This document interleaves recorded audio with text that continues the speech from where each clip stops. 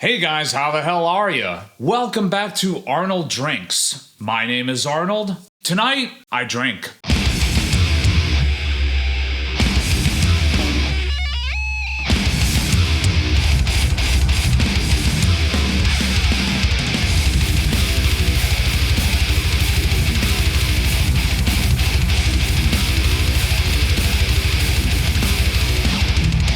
So yes, today we dive into that storied, fabled, hallowed bottle. That bottle that makes every average bourbon bro walk into their local liquor store and utter that famous phrase, "Hey, you got anything allocated in the back?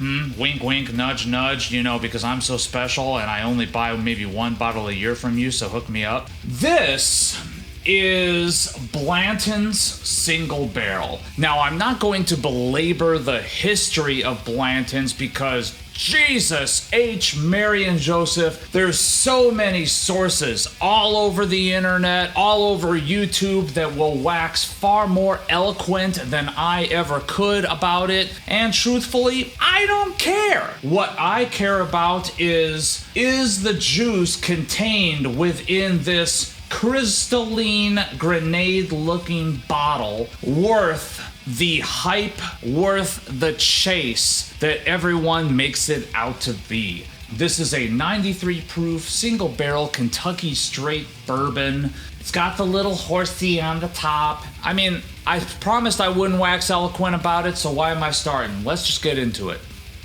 Tiny bit of paint thinner ethanol aroma hits right off the front, but right underneath that, there's a brown sugar and caramel note that's coming out. Not super intense on the aroma, to be honest with you. It's just kind of there.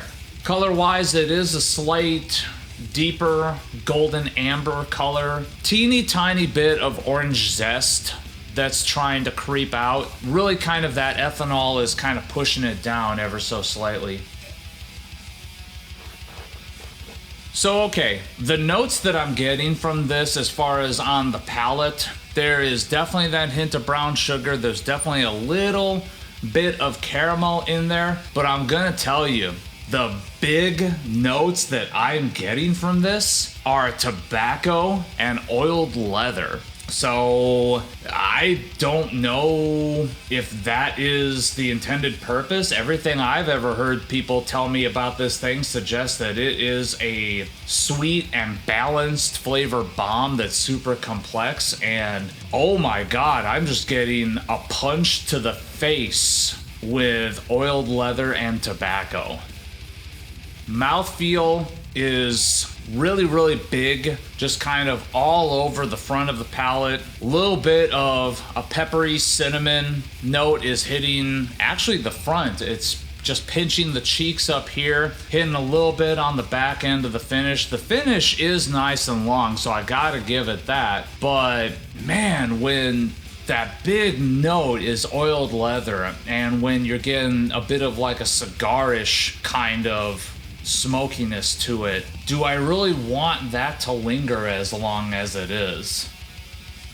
Yeah, I feel very confident in saying I'm not exactly a fan. I know that there's sort of a collector's craze for this bottle.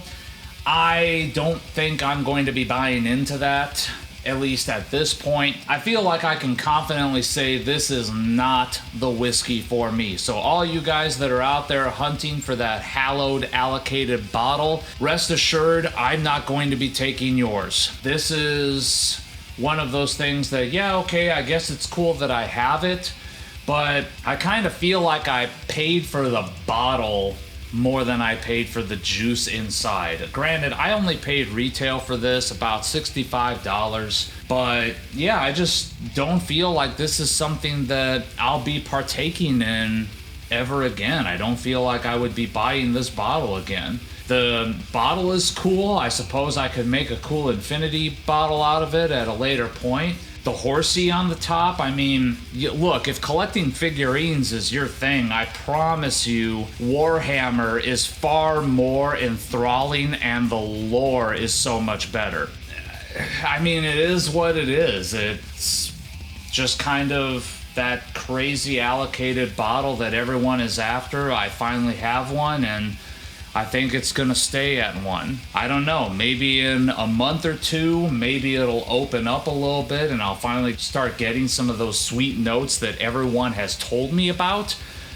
But I'm not holding my breath. So thank you guys so very much for tuning in. Please remember to like this video, subscribe to this channel, and as always, remember, take what you do seriously, do not take yourselves too seriously.